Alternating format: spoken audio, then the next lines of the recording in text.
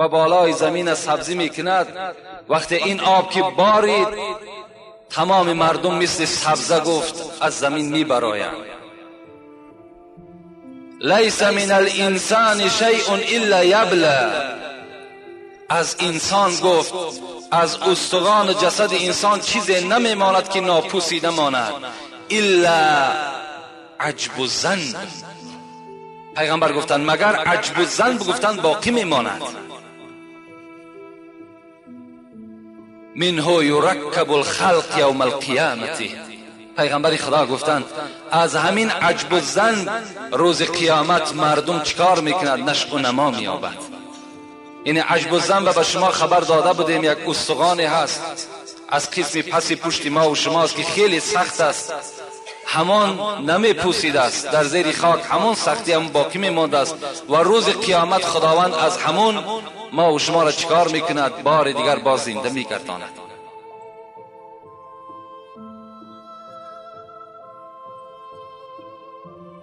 و جمعه پیشین به شما آگاه کرده بودیم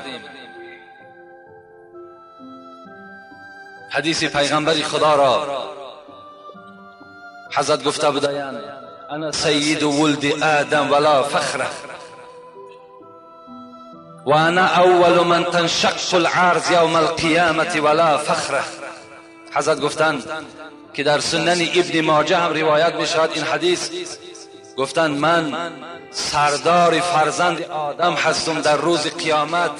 این نعمتی هست که خدا بر من داده است، من بر این افتخار نمی کنم. و اولین قبری که در روز قیامت گشاده می شود این قبر، این تربت من است، من بر این گفت افتخار نمی کنم مگر این نعمتی هست که خدا بر من داده است. اولین قبری که در روز قیامت گشاده می شده است این قبر پیغمبر خدا بوده است، قبر محمد بوده صلی الله علیه و سلم که برای شما حکایت کردیم که حضرت از قبر به مجردی که بیدار می شود با اذن خداوندی چهره حضرت تغییر یابنده بود. چگونه که در دنیا غم امت بود، در حالت ممات، در حالت از دنیا گذشتن غم امت بود که حضرت علی می گوید که شاید که چند دقیقه از حیات پیغمبر خدا باقی مانده بود. وقتی من گوشی خدا بالای سینه حضرت گذاشتم پس صدای می آمد امتی امتی امتی. حالت مماتم فکر امت بود. وقتی آخرم روز رستاخیز شود آغاز امتی امتی گفته گفته خیزد باز. آن روزم چیکار میکند؟ در غم امت است. این گونه پیغمبر مهربان ما و شما صاحب هستیم. ما و شما خیلی بنده خوب و خیلی بنده مناسب و لایق در نزد خدا بودیم که این چنین پیغمبر پیشوای ما و شما ساخت. و در همه ما و شما فرض عین است که پیغمبر خدا چگونه ای که ما را دوست می داشت ما نیز باید او را دوست بداریم. خداوند در قرآن می گوید این کنتم تحبون الله فاتبعونی یحببکم الله و یغفر لکم ذنوبکم والله غفور رحیم. محمد بر تمام بندگان من خبر بده اگر دعوا کنند که ما خداوند دوست می داریم هر آینه پیروی تو شوند، پیروی سنت های تو شوند. یحببکم الله، این صورت من هم اونها را دوست می دارم خدا گفت. و یغفر لکم ذنوبکم، بعد دوست داشتنم این که تمام گناه اونها را مغفرت میکنم. کدام بندگان من اگر محب محمد باشند، پیرو محمد باشند، من اونها را دوست می‌دارم. خدای ما و شما خبر می‌دهد و گناه اونها را مغفرت می‌سازد. والذی نفس محمد بیدی، پیغمبر خدا گفتند قسم بر آن ذاتی که جان محمد در دست اوست، لا یؤمن احدکم حتی اکون احب الیه من نفسه و ماله و ولده و الناس اجمعین. قسم بر آن ذاتی که جان این پیغمبر شما در دست اوست، ایمان شما ای مردم کامل نیست. شما مسلمان کامل و پررن نمیشوین تا آن زمانی که اگر از جانهاتان دیده، از پول و مالتان دیده، از فرزندهاتان دیده، از پدر و مادر و خویش و تبار و یار و رفیقتان دیده محمد را دوست ندارین، ایمان شما کامل نیست. اینا پیغمبر خدا گفتند. حبیبم را کسی که دوست دارد، حبیبم را کسی که دوست دارد، کجا مالک ورا دوزخ درآرد. به جان و دل محبی مصطفی باش، به یاران محمد جان فدا باش. حضرت مولوی میگوید هر کسی که محبت محمد اگر در دلش داشته باشد وای اصلا وارد دوزخ نمی شود.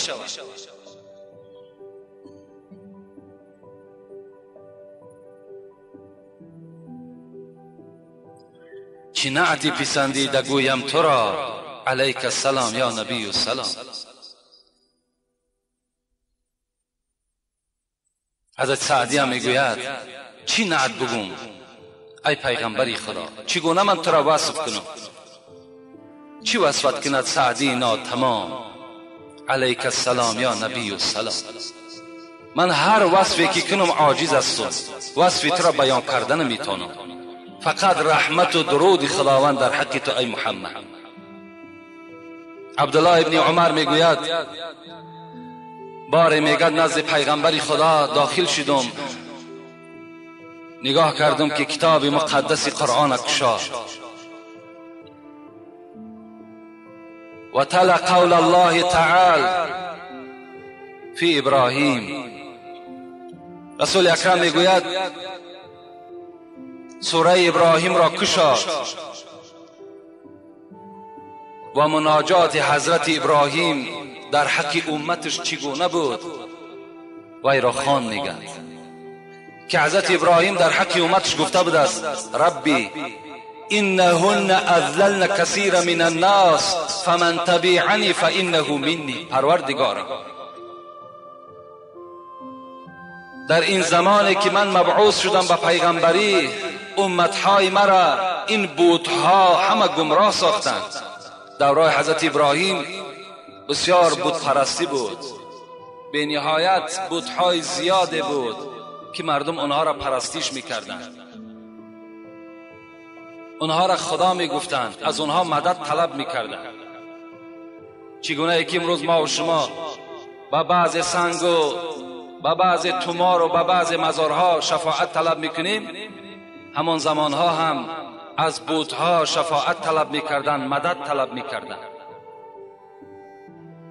حضرت ابراهیم گفت پروردگارا، گفت کدام اینها که اگر پیرو من شدند همونهاش از من هستند، کدامش پیرو من نشد، پروردگارا تو غفور و رحیم هستی، اختیار به ذات توست. رسول اکرم این مناجات ابراهیم خواندند. بعد از آن مناجات عیسی را خواندند. حضرت عیسی چی گفته بود است؟ این تعذبهم فانهم عبادک و این تغفر لهم فانک انت العزیز الحکیم. پروردگارا اگر این امتهای مرا عذاب دهی، همش بندگان توست، اختیار، و اگر مغفرت شانم که کنی تو توانا هستی، ای ذات پاک، هر گونه معامله‌ای که بر امت من میکنی کردن بگیر. رسول اکرم این مناجات ها را خواندن و عبدالله ابن عمر میگوید فرفع یدیه فقال اللهم امتی امتی. میگه رسول اکرم من نگاه کردم، دستی مبارک برداشت، گفت پروردگارا من تمام امت از تو طلب دارم، خواه گناهگار باشد خواه غیر گناهگار، همش را از تو طلب دارم. فقال الله عز وجل یا جبرائیل اذهب الى محمد و ربک اعلم فسله ما یبکیک. جبرائیل گفت نزد محمد برو و پروردگار محمد میداند که محمد چی میخواهد، لکن از او سوال کن چرا گریه میکند. جبرائیل میگد پیک رحمان در یک حالت نزدیکترین نزد محمد رسید، فسأله فأخبره رسول الله صلی الله علیه و سلم بما قال. از محمد پرسان کرد محمد برای چی گریه میکنی؟ پیغمبر خدا برای جبرائیل خبر داد، به جبرائیل خبر داد سبب گریه خودش را که گریه من برای امتم هست، خواه گناهگار باشد خواه غیر گناهگار، همش را از درگاه خدا طلب دارم. جبرائیل میگه ناپدید شد. زمان بعد باز آمد و از نام خداوند بر محمد سلام فرستاد و گفت خداوند بر تو میگوید ای محمد این سنرضیک فی امتک ولا نسوء. محمد را بگو که سر خدا از سجده بردارد که من زود است که وی را راضی میگردانم، از امت وی فراموش نمیکنی. این خداوند یک بشارت بر رسول اکرم داد که این بشارت نیکبختی ما و شماست که ما در روز قیامت از امت محمد فراموش نمیکنیم، زود است که محمد را راضی میگردانم. حضرت دیلمی میگوید که ابن عباس از ابن عباس روایت میکند اتانی جبرائیل فقال یا محمد لولاک ما خلقت الجنه لولاک ما خلقت النار. ابن عساکر باز این روایت چی میگوید؟ لولاک ما خلقت الدنیا. جبرائیل آمد میگد گفت محمد اگر در اراده ما آفریدن تو نمیشد، خلق کردن تو نمیشد، ما جنت را نمی آفریدیم. اگر محمد در اراده ما آفرینش تو نمیشد، ما حتی دوزخ را هم نمی آفریدیم. ابن عساکر میگوید که حتی جبرائیل گفته بود است که محمد اگر تو در آفرینش خداوند نمی بودی، حتی دنیا را هم خدا نمی آفرید. همه خلقی جهان این نوری دیده، خدا از نور احمد آفریده. خدای قادر از قدرت نمایی، از او پیدا نبود این ماسوایی.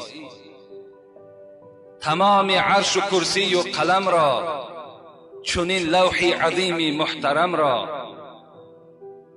بهشت و دوزخ و سبع و فلک را، زمین و آسمان جمعی ملک را، مه و خورشید و کوکبهای تابان، شمال و رعد برق و همچراغان، همه دیو و پری و آدمی زاد، همه وحش و طیور و جمله بنیاد، ز نور احمدی آمد به دنیا. همین از اعتقاد اهل ارشاد.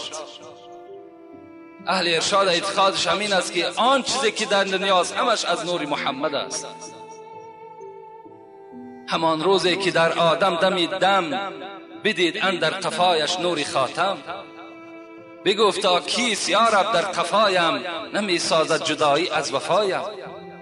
حضرت مولوی میگوید روزی که حضرت آدم خدا آفرید، در پشت و یک چراغ را، یک ستاره درخشان را که این نور محمد بود میگد آفرید. حضرت آدم این روشنی را میگه مشاهده میکرد، پرسید بگفتا کیست یا رب در قفایم، نمی سازد جدایی از وفایم. این کین است که در پس من اینقدر روشنی میکند؟ خدا گفتش نوری مصطفایی، ندارد عمرها از تو جدایی. با تو فرزند با ما او حبیب است، به دردی امت عاصی طبیب است. خداوند گفت ای آدم، گفت این فرزند توست لکن حبیب من است. این پیغمبری هست که زمان نزول میکند، فقط دقتش غمش همش برای امت عاصیش است. بگفت یا رب من بین مای نورش، با چشمی سر ببینم با حضورش. خدا آورد از پس بین ابرو، درخشان چون کواکب شعله او. حضرت میگوید وقتی حضرت آدم که این صفات محمد را شنید، در ذوق آمد، گفت خدایا، گفت چی می شود که وی را از پیش بیاری که این چراغ، این روشن را با چشمی سر ببینم. خداوند از پس میگه در بین ابروش آورد، مثل چراغ، مثل یک ستاره و را میگه جرقص میکرد. خدا فرمود بر رضوان جنت، بیار آینه آدم را به طلعت. ز جنت داد آینه به آدم، به آن آینه دید اون نور خاتم، که شد او عاشقی نور محمد، درود خوان شد به ارواح محمد. خداوند امر کرد آینه را از جنت بیاریم برای آدم. حضرت میگه در آینه وقتی این ستاره را دید در حق محمد چیکار کرد؟ درود خوان شد. خوش به حال همه ما و شما. بریده میگوید که راوی این حدیث است اهل الجنتی 20 و 100 صفا، روز قیامت جنت 120 صف می شود. عددی را خدا می داند هر صف چند آدم دارد. 80 من هذه الامه و 40 من سایر الامم. پیغمبر خدا گفتند 80 صف این جنتی ها از من است، 40 صف این از تمام پیغمبرهای دیگر است. 80 صف جنتی ها از امت محمد صلی الله علیه و سلم است.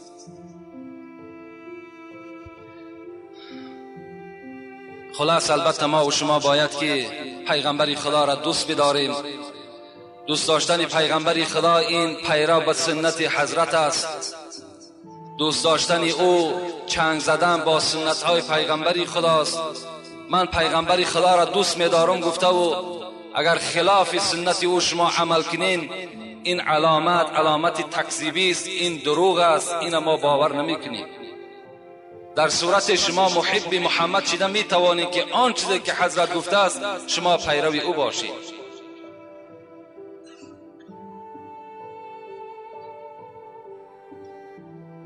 از موضوع قیامت برای ما و شما یکی ترازوی اعمال و دیگر نامه اعمال و دیگر پول صراط باقی مانده است.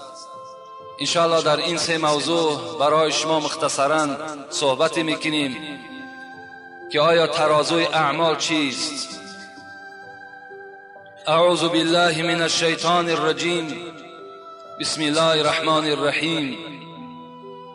والوزن یومئذ الحق فمن ثقلت موازینه فاولئک هم المفلحون. صدق الله العظیم. خداوند در قرآن بر همه ما و شما می‌فرماید ترازوی اعمال در روز قیامت حق است. بس هر کسی را که ثوابهای او وزنین است اون جمعیت در نزد خداوند نجات یافتگان هستند. و نزع الموازین القسط لیوم القیامة فلا تظلم نفس شیئا و این کان مثقال حبة من خردل آتینا بها و کفی بنا حاسبین. صدق الله العظیم. خداوند میگوید روز قیامت ما ترازوی اعمال را در بین میگذاریم. فلا تظلم نفس شیئا، ما به هیچ کس ظلم نمیکنیم. و این کان مثقال حبة من خردل، اگر به منزله یک دانه سپند اگر در دنیا کاری نیک یا بد کرده باشد ما در ترازو وی را میسنجیم. و کفی بنا حاسبین، آن روز حساب کننده ترازو خدا یک و یگانه است. ثوابهایی که در دنیا شما کردین، بدیهایی که شما در دنیا کردین، هیچ کدام این فراموش نمی شود. روز قیامت مفسران بر اینند که ترازو دو پله دارد، چگونه که امروز دو پله ترازو هست و زبانه دارد و تمام مردم وی را به چشم می‌بیند تا که عدالت خداوند در اونجا روشن شود. کردارهای ما و شما را میکشند، وزن میکنند. فما یعمل مثقال ذره خیرا یره و ما یعمل مثقال ذره شرا یره. خدا میگوید البته پاداش کسی که در دنیا به منزله یک ذره یک چنگی که در آسمان میخیزد، کسی اگر به منزله همون نیکی کرده باشد پاداشش نیکی است، اگر به منزله همون یک گرد بدی کرده باشد پاداش بدی میگیرد.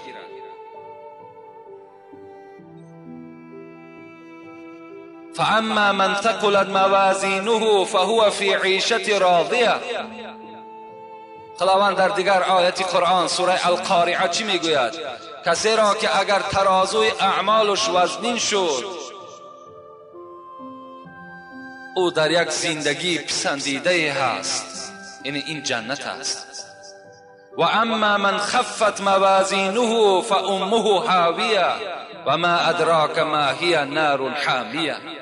خدا میگوید کسی را که اگر ترازوی اعمالش سبک شد، یعنی کردارهای نیکش خیلی کم است، اینها را گفت حاویه قبول میکنند. در اینجا کلمه استفاده میشد، الحاویه. گفته مادر میگویند. مفسران میگویند چگونه ای که مادر طفل خود به سوی خود میکشد، کسانی که در روز قیامت ترازوی اعمالشان سبک میشود، دوزخ وی را مثل مادر میکشد به سوی خودش. و ما ادراک ما هی نار حامیه. شما حاویه میروید، میگوید آدم هایی که ترازوی اعمالشان سبک است. حاویه چیست؟ این هم یکی از طبقه های دوزخ است. ما و شما دوزخ میگوییم. شاید که در همین خاطر ما و شما یک عادی بگذرد که دوزخ چی هست. خدا در قرآن میگوید کلا انها لظا نزعت للشوى. این دوزخ خیلی سوزنده هست، خیلی شعله ور است. نزعت للشوى، شوى گفته پوست انسان میگویند. 100 ساله راه ماندن به دوزخ در خدا میگوید پوست انسان بدر میکنند. اینا دوزخ میگویند.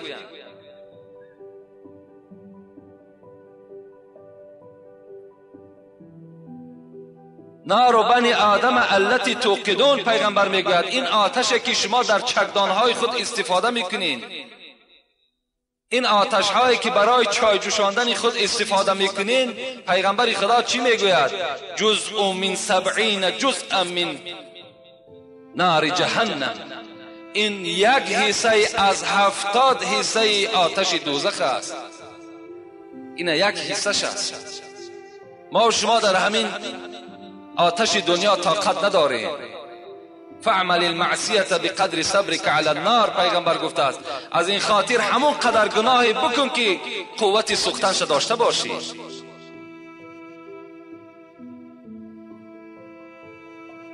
ان اهون اهل النار عذابا، پیغمبر میگوید آسان ترین عذاب در روز قیامت در دوزخ چه عذاب است؟ من له نعلان یغلی منها دماغه. آسان ترین عذاب دوزخ، پیغمبر خدا گفتن این است که مرد را میارن، مرد دوزخی را میارن و 2 پای افضالی که دوزخی هستند در پیش او میگذارن و میگوین این پای افضال ها را بپوش. پای افضال ها، پیغمبر خدا گفت چنان یک حرارت، چنان یک حرارت گرمیش بلند هست که چه است؟ یغلی منها دماغه، آب بینیش می جوشاند. این آسان ترین عذاب دوزخ است. ما و شما بترسید. یا ایها الناس اتقوا ربکم، برای همین خدا ما و شما را میگوید ای مردم از خدا بترسید. خدای شما سختگیر است.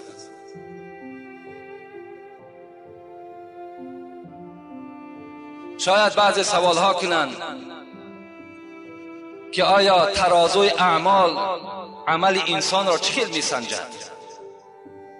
مفسرها بر این اختلاف نظر دارند. من در یگان حدیث صحیح ندیدم چگونگی ترازو را پیغمبر خدا بیان نکردند، لکن مفسرای قرآن در این اختلاف دارند که عملهای نیک و بد شما در روز قیامت به یک مجسمه تبدیل می‌یابد، یعنی به یک صورت تبدیل می‌یابد، به یک صورت مرد زیبا یا به یک صورت مرد خیلی زیشت و اونها را خداوند در روی ترازو میگذارد و میکشد.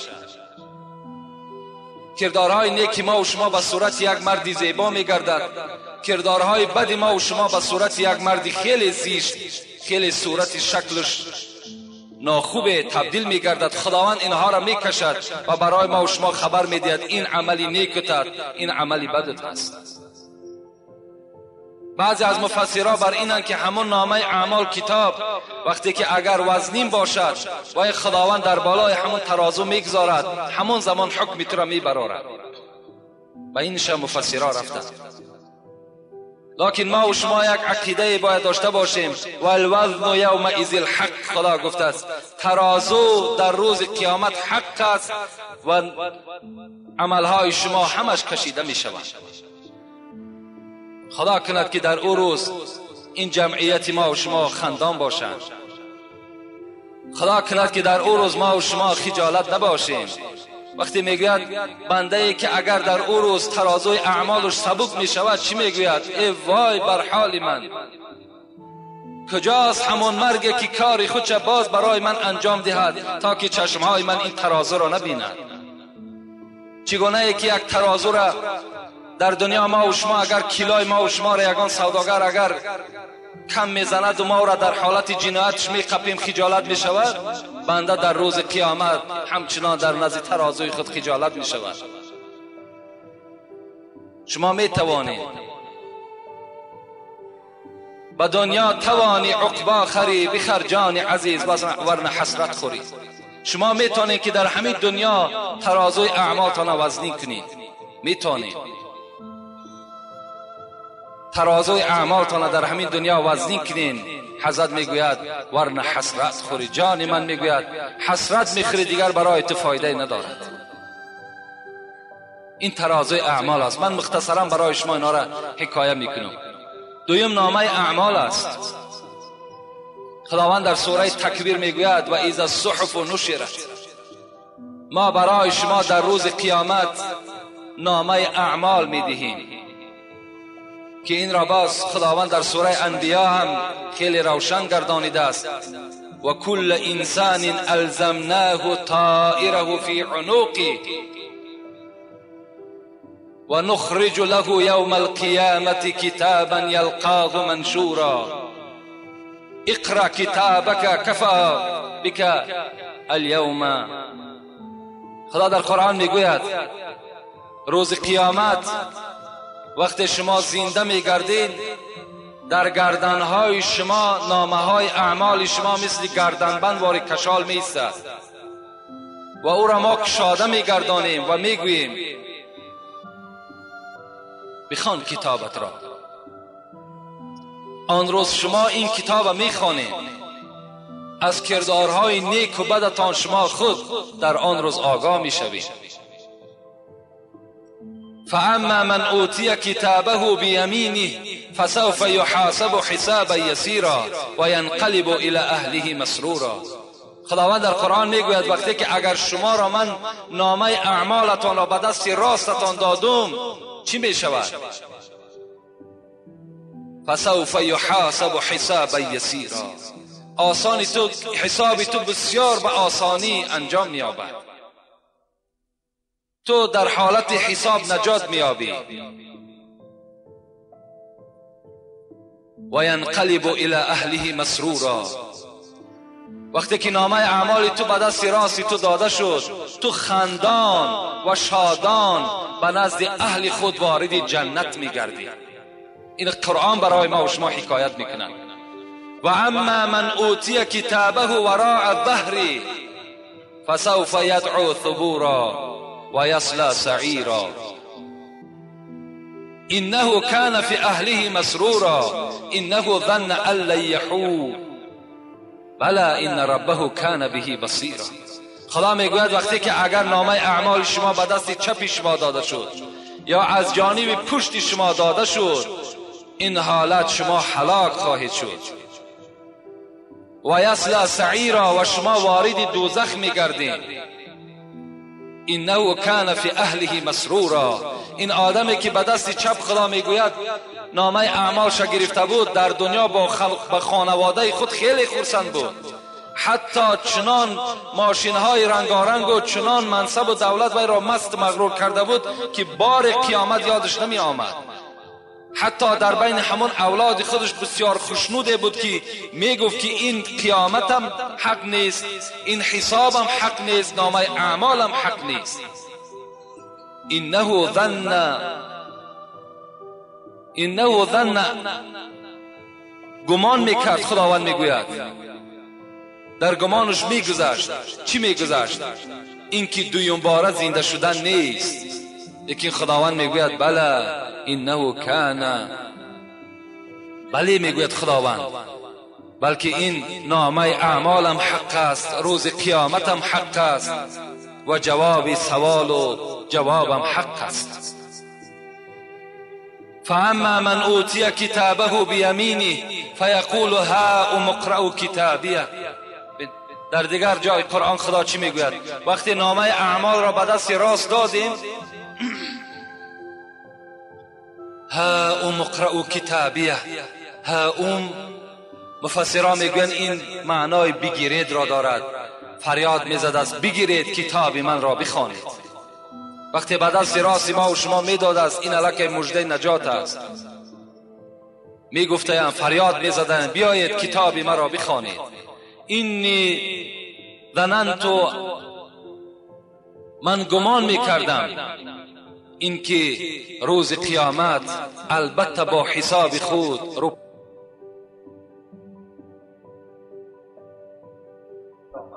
که ما با حساب خود رو پرو شدیم. خداوند بعد نامه اعمال بر او دادن چی میگفته است؟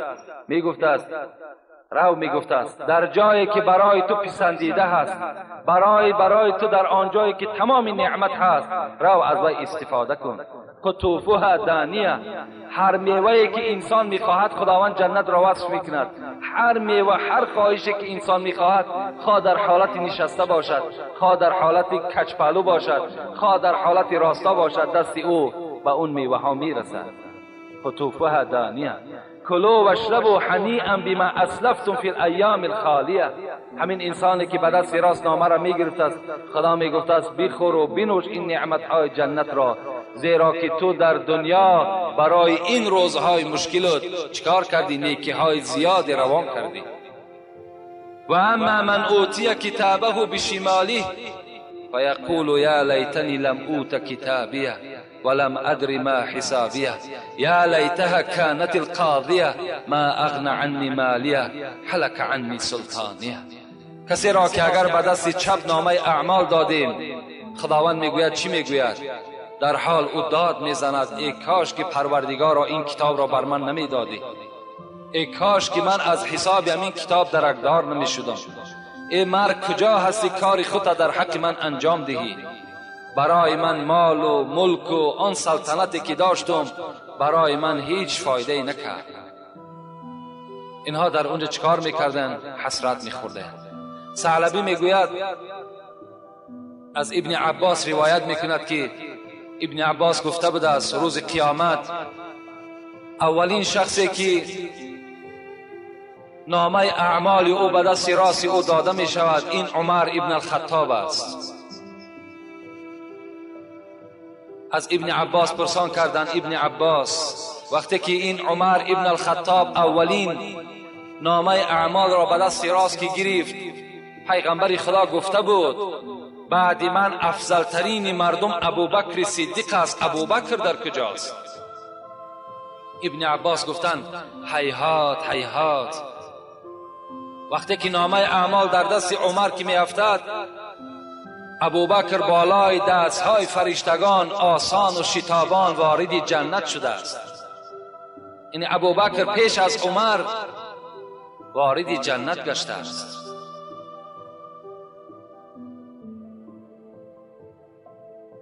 و پول صراط چی هست؟ در عقاید طحاویه میگه هو جسر علی جهنم. این پول صراط، جسر گفته اصلا یک کوپرکی را میگن، در ما و شما پول را میگویند، یعنی بالای جهنم کشیده شده است. و این منکم الا واردها، خداوند در قرآن سوره مریم ده میگوید نیست بر یکی شما این که البته از پول صراط باید که بگذرید. هر کدام شما باید که از پول صراط باید بگذرید. پول صراط را هم پیغمبر خدا حدیث های مبارک ده میگوید که خیلی باریک است و خیلی تیز است. حتی در بعض احادیث ها چی میگوید؟ مثل همین خار مرغلانی که در راه ها پرتافته می شود بالای همون پول صراط میگد گذاشته شده است. کسی که اگر در دنیا نیکی هاش زیاد باشد به منزله همون نیکیش گفته است پیغمبر خدا در پیش او روشنی پیدا می شود و او انسان چیکار میکند؟ از این پول صراط میگذرد. البته پول صراط هم حقیقتی دارد که اینها را آیت های قرآن برای ما و شما حکایت میکند. اینها مختصرا در باب این نامه اعمال و ترازوی اعمال و پول صراط برای ما و شما حکایت شد. الحال یک چند روز است که اینجا سوالهای خیلی زیاد و برادرها حتی سوالهای تعجیلی کردند که همان جمعه خواستند جواب اونها را بگیرند، لیکن صد افسوس که ما این سوالها را نخواندیم. برای همین به همه ما و شما انشاءالله از این 3 جمعه که سپری شد معلوم شد آمدن قیامت، نشانه های قیامت، چگونگی قیامت و باید ما و شما چیکار باشیم. چگونه که پیغمبر خدا گفتند استعید للموت قبل نزول الموت، پیش از آن که مرگ بر بالای شما می آید باید برای مرگ شما تیاری ببینید.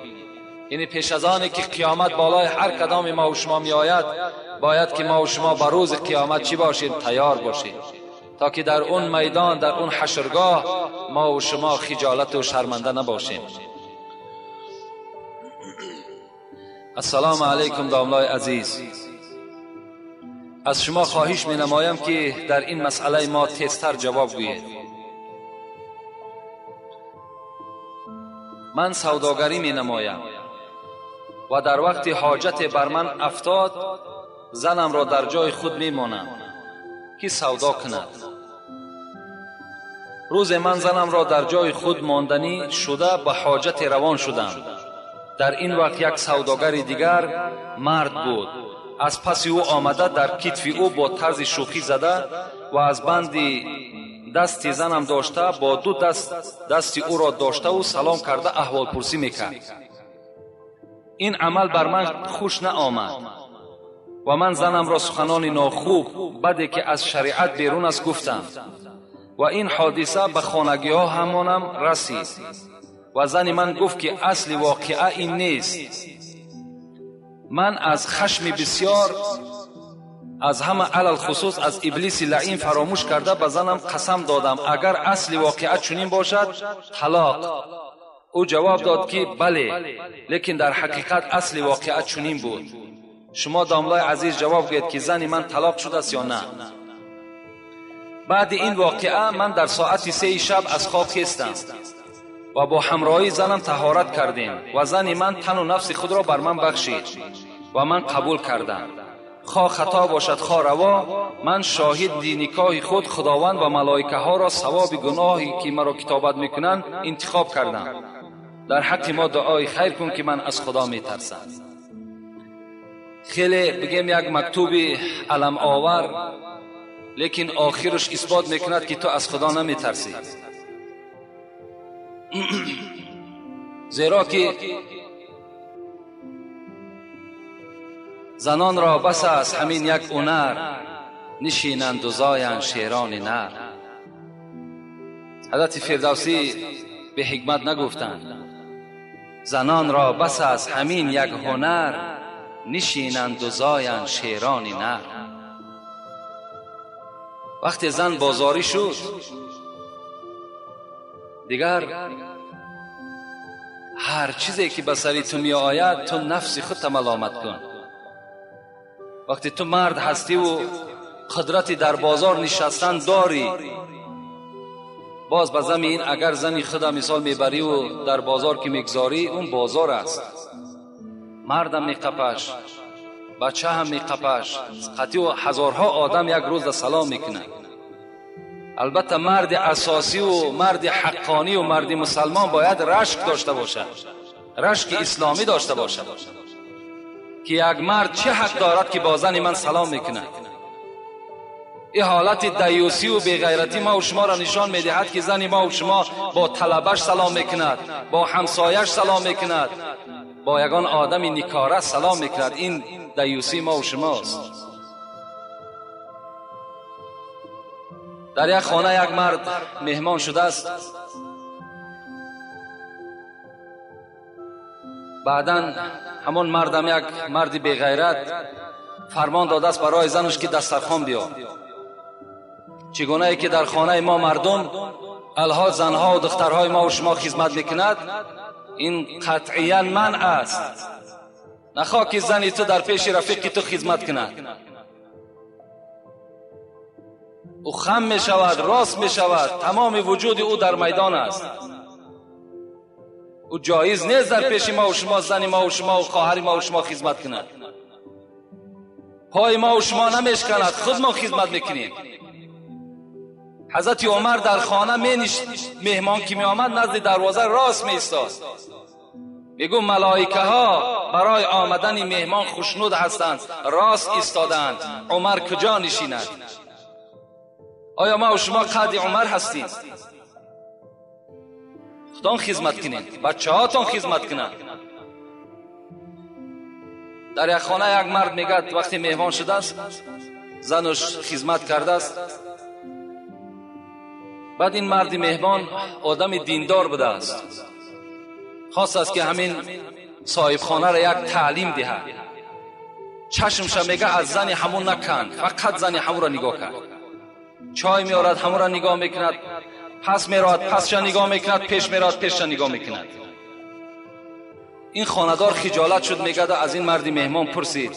مهمان گفت که بار به سوی دسترخوان نگاه نمیکنی، فقط امی چشمهای تو به سوی زن من است.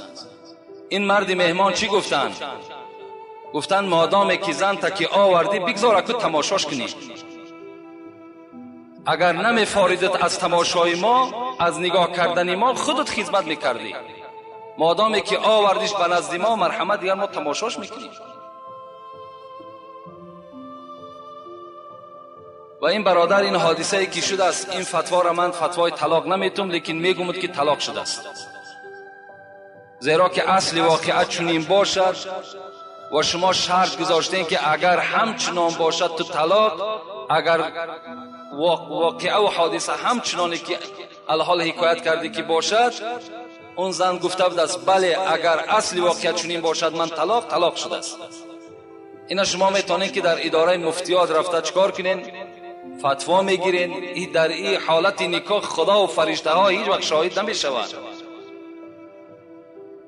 این عقیده ها را از معینه و فکر اختان دور کنین که سنگ میمانند، کلوخ میمانند، دیگر میمانند. میگن اینا چی هستند؟ شاهد هستند. اینا شاهد نمیشوند. در نکاح تا دو مرد شاهد نباشد، نکاح شما نکاح نمیشود. و اگر تا حد امکان شما را اگر چقدر مجبور نسازد زندگی و شما بیمار نباشین، زنهاتون بازاری نکنید. زنها را بگذارین همون کار خانه را انجام دهند. شما مرد هستین بیرون در کار کنین، مهنت کنین، هم زنتون نفقش برسانین، هم فرزنداتون نفقش برسانین. انا این حالت چی است؟ خدا ترسی هست. این صورتش اگر میگفتی من از خدا میترسم، من باور میکردم. السلام علیکم اکه حاجی مرزا، بعضی زنان بعد نماز خواندن جای نماز خود را بوسه میکنند، مگر درست است یا نه؟ اگر چی غلط است، مثال بوسه کردن جای نماز، هیچ یگان نه حدیث است، نه آیت است، نه یگان فتوای آمدگی است که ما و شما جای همان سجدگاه خود بوسه کنیم. یا که امروز سنگچه میگردانند در ختم ها، بعد هم سنگچه را مچک میکنند. اینا نیست، اینا تماما ممکن نیست.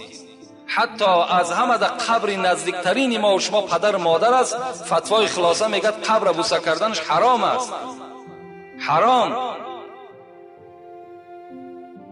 چگونه که امروز مزارها در سنگها را بوسه میکنند، اینا حرام هستند. شما تمامی حسناتتون از دست میتین، تمامی نیکی های شما نابود میشود. شما به یک عمل شرکانه دست میزنید. این غلط است.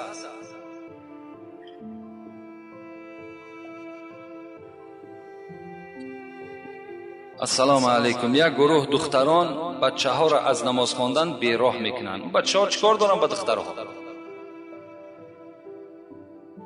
بچه ها باید با دخترها صحبت نکنن، اگرچه دخترها امروز افلاس شدن.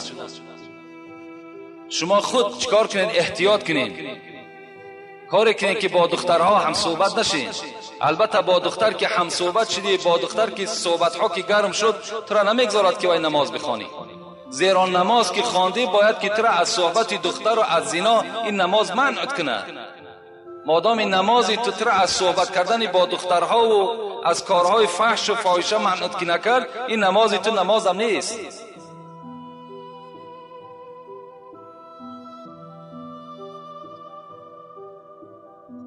السلام علیکم داملای شیرین سخن. بعد از سلام یک چند سوال دارم. حاجیان حج می روند، بعد از حج آمدنشان توی میکنند، این چی خیل می شود به ما فهمونید؟ دویم، از هوس دندان طلا کردید، بعدم پشیمان شدید، از روی نافهمی بود، و ما میگوید که نان خوردگیتان حلال نیست، این را بر ما فهمونید. یعنی حاجی هایی که مثال توی ها راسته میکنند، امروز چندین حاجی ها را دیدیم که در توی ها عرق میدهند، در توی ها رقاصه میارند، $400 $500 برای همو رقاصه ها جدا میکنند. خیوار به حال همو حاجی یا داملا باشد یا شیخ باشد، کسی نباشد. مادامی که به کاری که ماوش برای چی الحال گفتم که محبت ما و شما در حالت با پیغمبر خدا ظاهر میگردد، روشن میگردد که ما پیرو محمد باشیم صلی الله علیه و سلم. کسی پیرو پیغمبر خدا می شود باید از این افلاسی ها دور باشد. حاجی که عرق داد، حاجی که رقاصه آورد، حاجگیش هم بیچاره ثوابش گم می شود، مرتبه حاجگیش هم دیگر از بین می رود و فردای قیامت از روی این قدر آیت حدیث هایی که الحال می خوانیم خدا داناست که وای در صف حاجی ها هست یا نه، ایره خدا داناست. خیلی حالش مشکل است. باید حاجی ها و داملا ها و اینا چی باشند؟ اینا یک مثال در بین مردم باشند، اینا نمونه باشند، مردم از اینها باید عبرت بگیرند.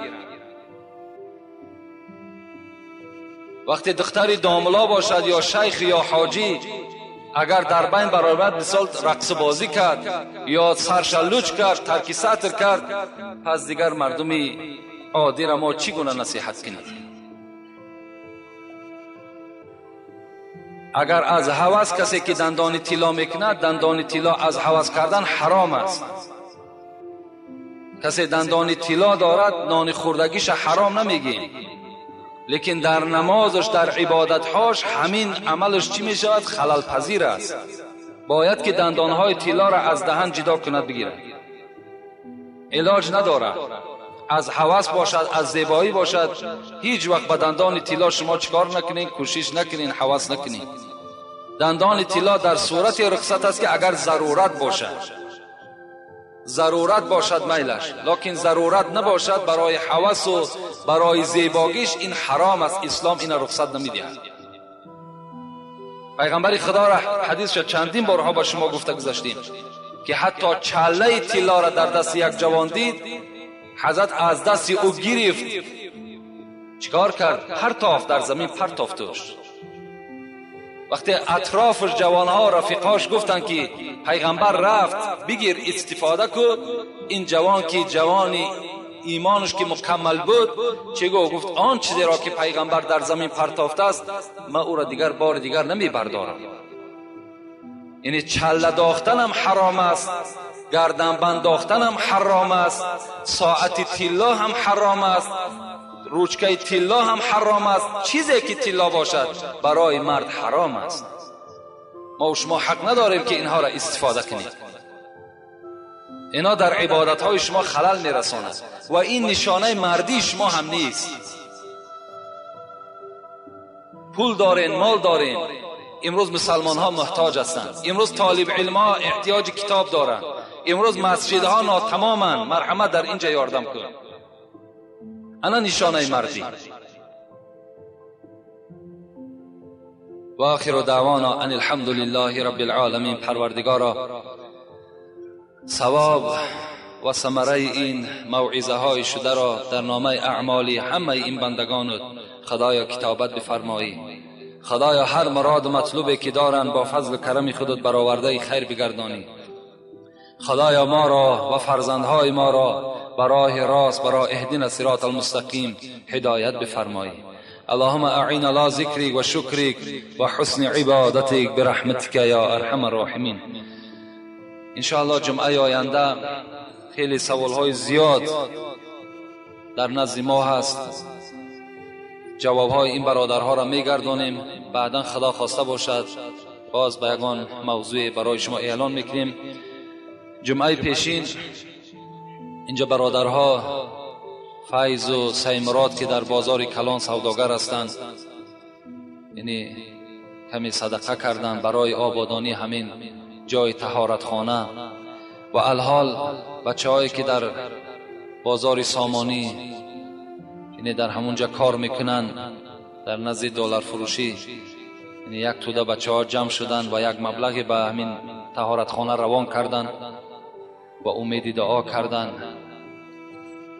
باز این قومی بود است که در اینجا سوم روان کردن 100 سامانی دیگر و یک روز دیگر یک اتوبوس هم همین تا گذاشتن 40 سامانی دیگر در دست ما دادن در حق همین مسجد برای آبادانی. گفته دعا کنید. راستی بار خیلی خشنود میشیم از اون برادرهایی که یعنی جای خراجات پول خودشان میدونن. این یک جایی هست که انشاءالله ما و شما از بین میگذریم، لکن البته این به ما و شما میماند. ثوابش تا وقتی که این عمارت، تا وقتی این طهارت خانه هست، کسی در اونجا طهارت میکند، ثوابش به ما و شما میرسد.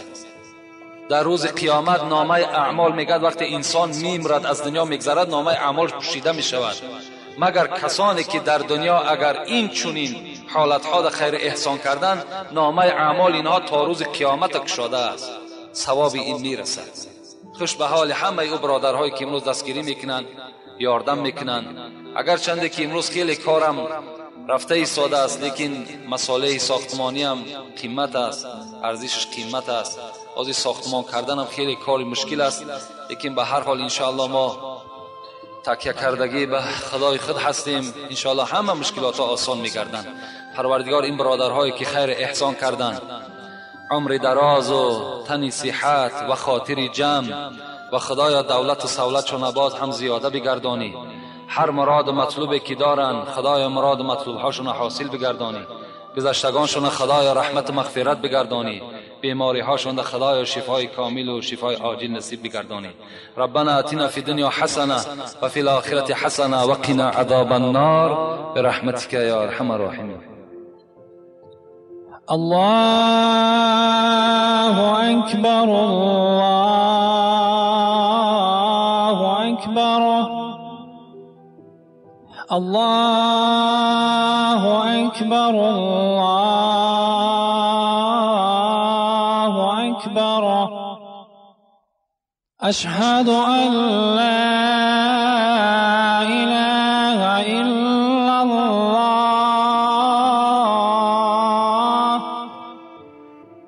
اشهد ان لا اله الا الله.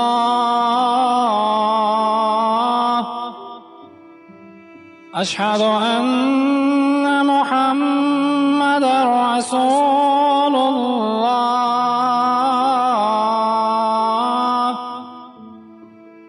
اشهد ان محمد رسول الله.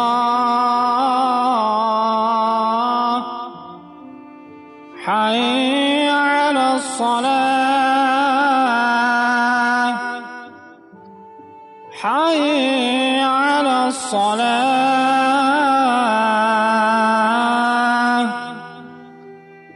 حي على الفلاح. حي على الفلاح.